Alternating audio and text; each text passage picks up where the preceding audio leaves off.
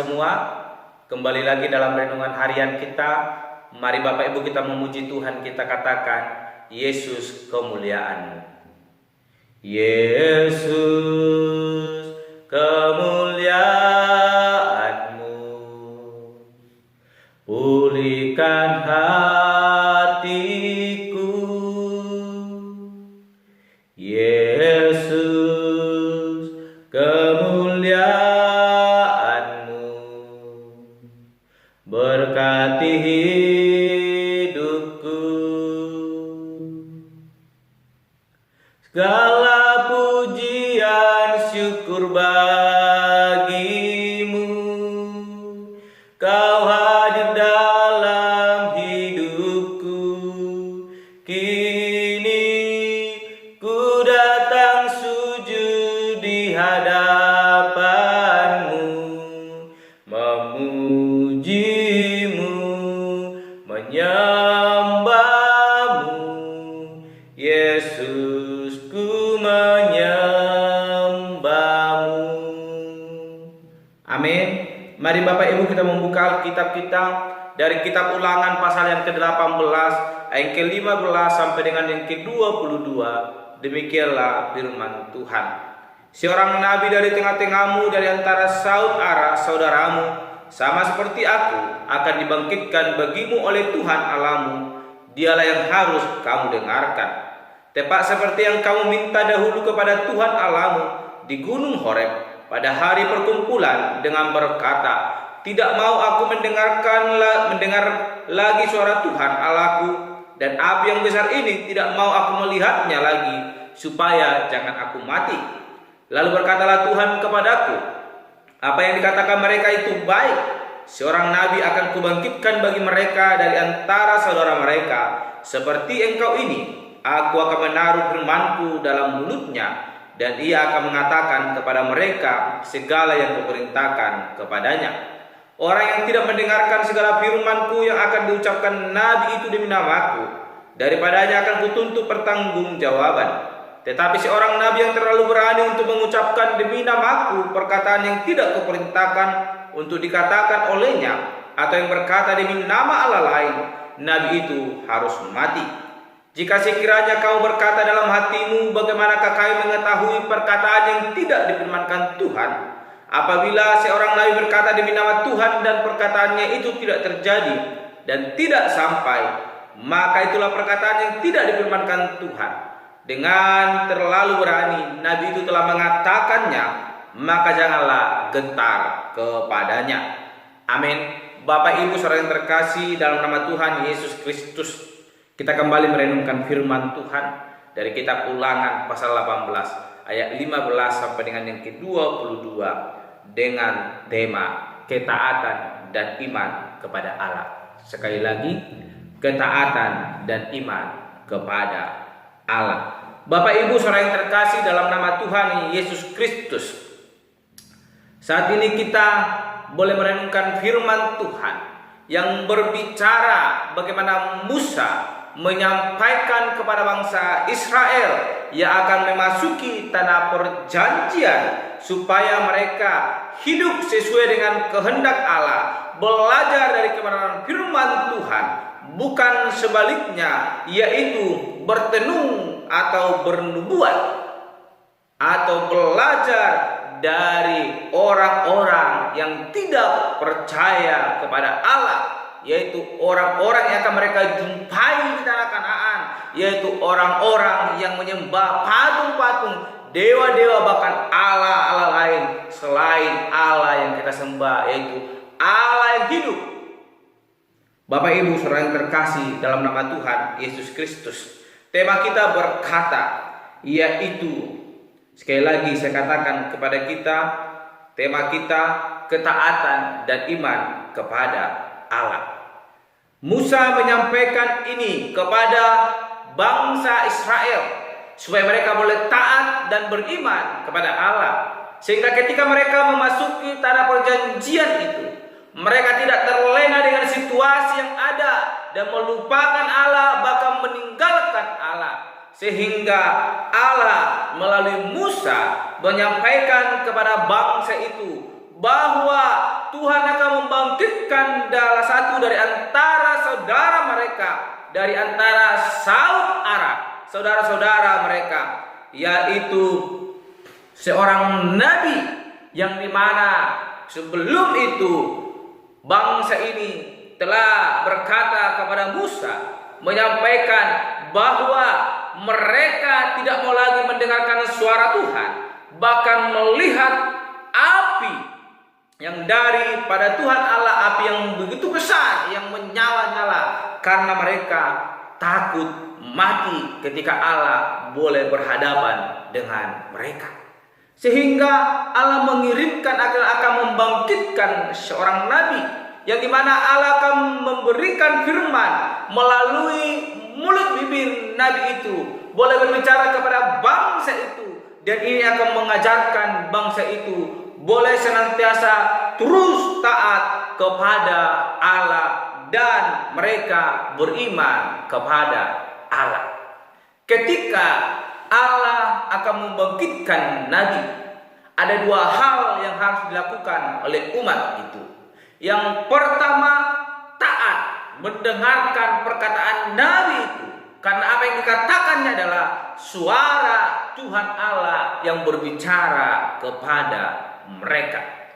Berbicara tentang nabi akan berbicara kepada mereka.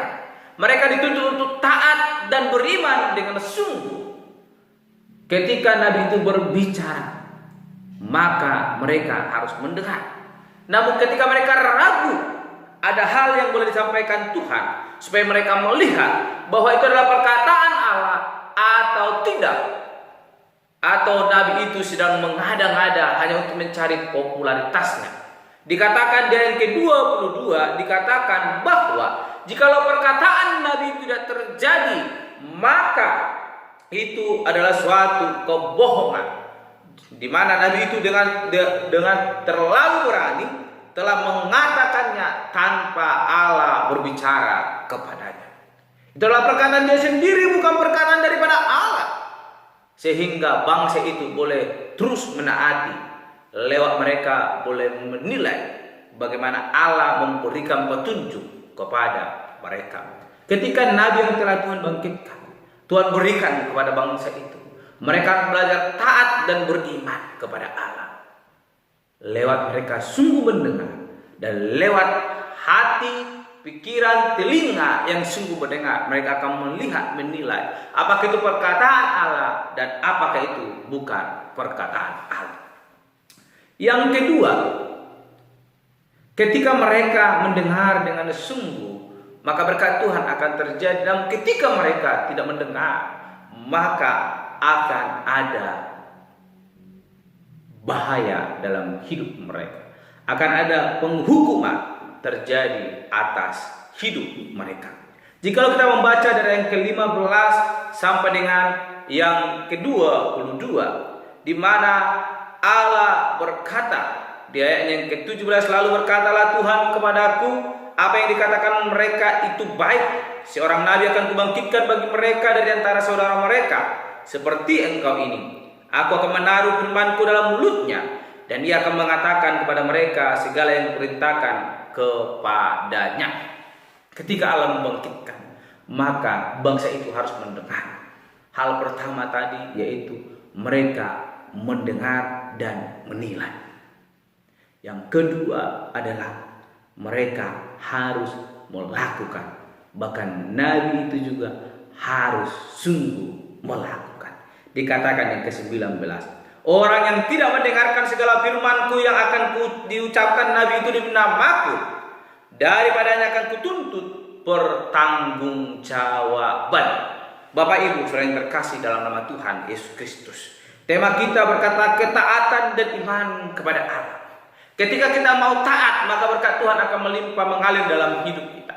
Namun ketika kita tidak mau taat mendengarkan itu, maka Tuhan akan menuntut pertanggungjawaban daripada hidup kita. Ketika kita tidak mau taat mendengarkan suara Allah.